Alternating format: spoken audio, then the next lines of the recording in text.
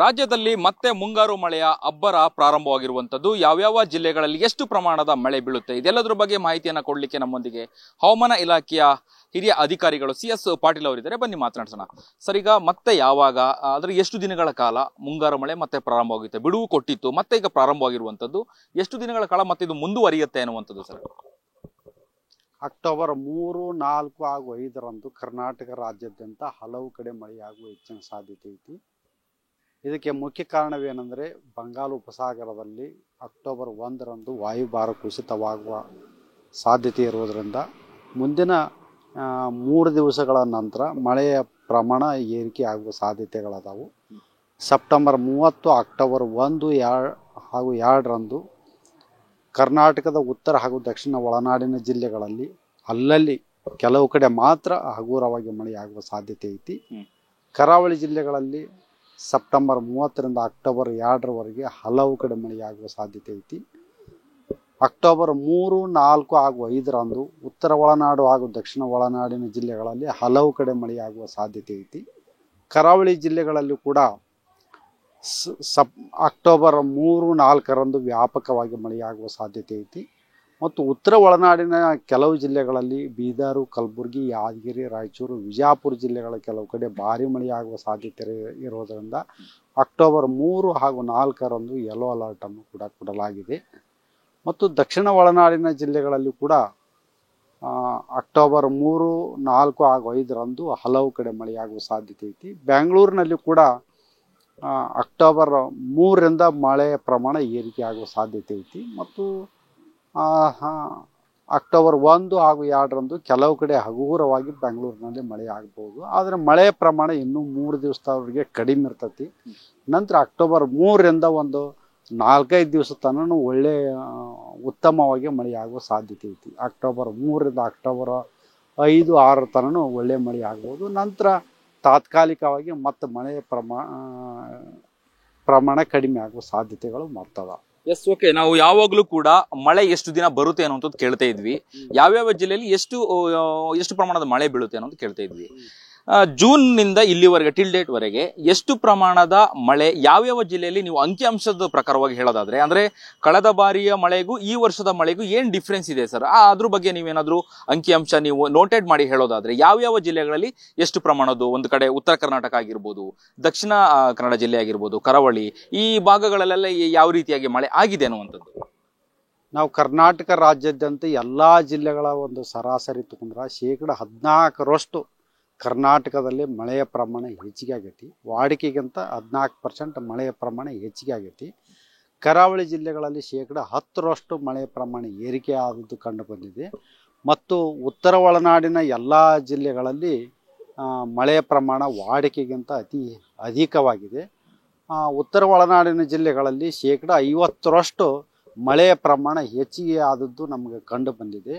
ಅದು ವಿಜಯಪುರನಲ್ಲಿ 85% ಮಳೆಯ ಪ್ರಮಾಣ ಈ ವರ್ಷ ಹೆಚ್ಚಿಗೆ ಆಗೈತಿ. ಮತ್ತು ಬಾಗಲಕೋಟೆ ಜಿಲ್ಲೆಯಲ್ಲಿ ಕೂಡ ಸುಮಾರು 70% ಮಳೆಯ ಪ್ರಮಾಣ ಏರಿಕೆ ಆದದ್ದು ಕಂಡು ಬಂದಿದೆ. ವಿಜಯಪುರ ಮತ್ತು ಬಾಗಲಕೋಟೆ ಜಿಲ್ಲೆಯಲ್ಲಿ ಸತತವಾಗಿ ಉತ್ತಮವಾಗಿ ಈ ವರ್ಷ ಮಳೆಯಾಗಿದೆ.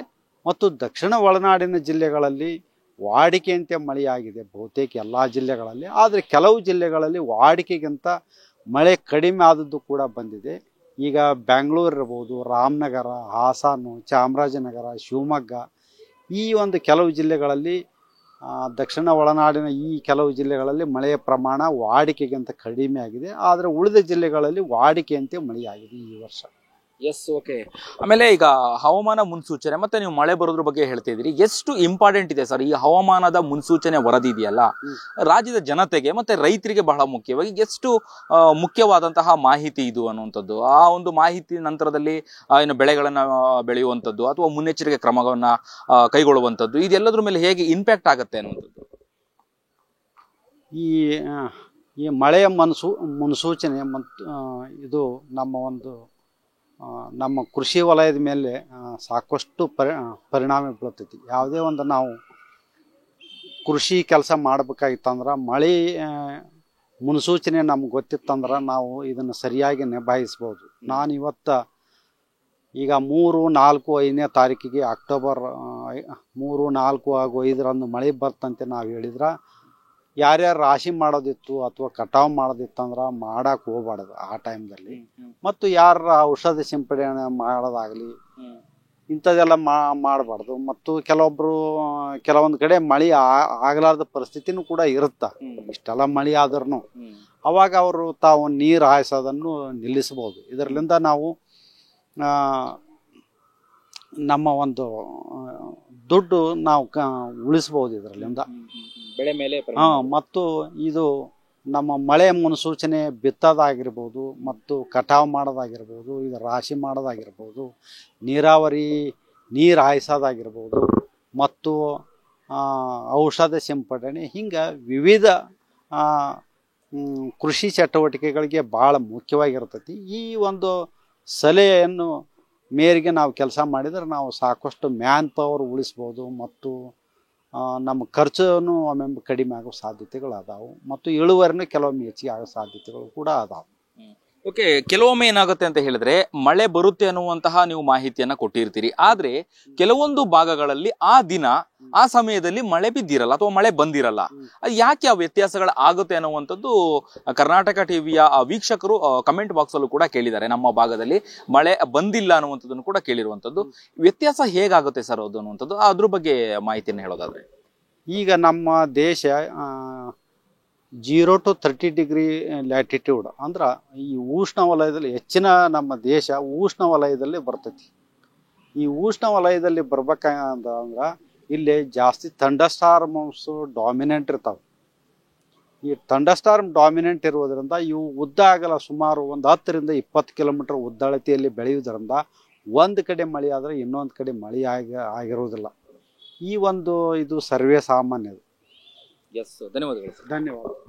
ಇದಿಷ್ಟು ಹವಾಮಾನ ಇಲಾಖೆ ಅಥವಾ ಮುಂಬರುವಂತಹ ದಿನಗಳಲ್ಲಿ ಯಾವ್ಯಾವ ಜಿಲ್ಲೆಗಳಲ್ಲಿ ಎಷ್ಟು ಪ್ರಮಾಣದ ಮಳೆ ಬೀಳುವಂಥದ್ದು, ಹಾಗೆ ಆ ಹವಾಮಾನ ವರದಿ ರಾಜ್ಯದ ಜನತೆಗೆ ಅಥವಾ ರೈತರಿಗೆ ಎಷ್ಟು ಮುಖ್ಯ ಅನ್ನೋದ್ರ ಬಗ್ಗೆನೂ ಕೂಡ ಆ ಮಾಹಿತಿಯನ್ನ ಹೇಳಿದ್ರು. ಹಾಗೇನೆ ಕೆಲವೊಂದು ಭಾಗಗಳಲ್ಲಿ ಮಳೆ ಬೀಳುತ್ತೆ ಅನ್ನುವಂತಹ ಮುನ್ಸೂಚನೆ ಕೊಟ್ಟರೂ ಕೂಡ ಕೆಲವೊಂದು ವಾತಾವರಣದ ದೃಷ್ಟಿಯಿಂದಾಗಿ, ಹವಾಮಾನದ ವೈಪರೀತ್ಯದಿಂದಾಗಿ ಕೆಲವೊಂದು ಭಾಗಗಳಲ್ಲಿ ಮಳೆ ಯಾಕೆ ಬೀಳಲ್ಲ, ಮಳೆ ಯಾಕೆ ಬರಲ್ಲ, ಯಾಕೆ ಬರುತ್ತೆ ಅನ್ನೋದ್ರ ಬಗ್ಗೆನೂ ಕೂಡ ಸಂಕ್ಷಿಪ್ತವಾದಂತಹ ಮಾಹಿತಿಯನ್ನ ಹವಾಮಾನ ಇಲಾಖೆಯ ಹಿರಿಯ ಅಧಿಕಾರಿಗಳು CS ಪಾಟೀಲ್ ಅವರು ನೀಡಿದರು.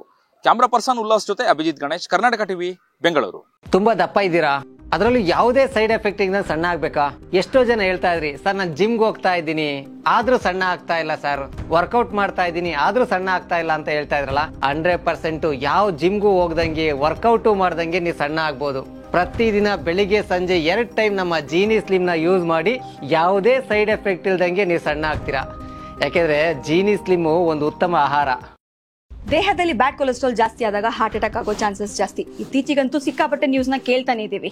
ಸೊ ಬ್ಯಾಡ್ ಕೊಲೆಸ್ಟ್ರಾಲ್ನ ಕಮ್ಮಿ ಮಾಡೋದಕ್ಕೆ ಉತ್ತಮವಾದ ಆಹಾರ ತುಂಬಾ ಇಂಪಾರ್ಟೆಂಟು. ಜೀನಿ ಸ್ಲಿಮ್ ಯೂಸ್ ಮಾಡಿ.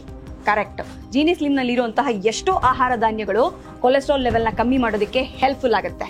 ಸೊ ಹೆಲ್ದಿ ಆಗಿರಿ, ಜೀನಿ ಸ್ಲಿಮ್ನ ಯೂಸ್ ಮಾಡಿ. ನಿಮ್ ಮಗು ಅಳ್ತಿದ್ಯಾ?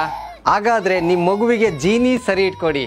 ಯಾಕಂದ್ರೆ ಜೀನಿ ಸರಿ ಇಟ್ಟು ನಿಮ್ಮ ಮಗುವಿಗೆ 100% ಸರಿಯಾದ ಆಹಾರ. ನಿಮ್ಮ ಮಗು ನೆಮ್ಮದಿಯಾಗಿ ನಿದ್ದೆ ಮಾಡಬೇಕಾ, ದಷ್ಟಪುಷ್ಟವಾಗಿ ಬೆಳಿಬೇಕಾ? ಹಾಗಾದ್ರೆ ಜೀನಿ ಸರಿ ಇಟ್ಟು ಕೊಡಿ. ಎಲ್ಲಾ ಮೆಡಿಕಲ್ ಶಾಪ್ಗಳು, ದಿನಸಿ ಅಂಗಡಿಗಳು, ಸೂಪರ್ ಮಾರ್ಕೆಟ್ಗಳಲ್ಲಿ ಲಭ್ಯ. Karibasaveshwara agri India private limited ರವರ ನಂಬರ್ 1 ಸ್ಪ್ರಿಂಕ್ಲರ್ ಪೈಪ್.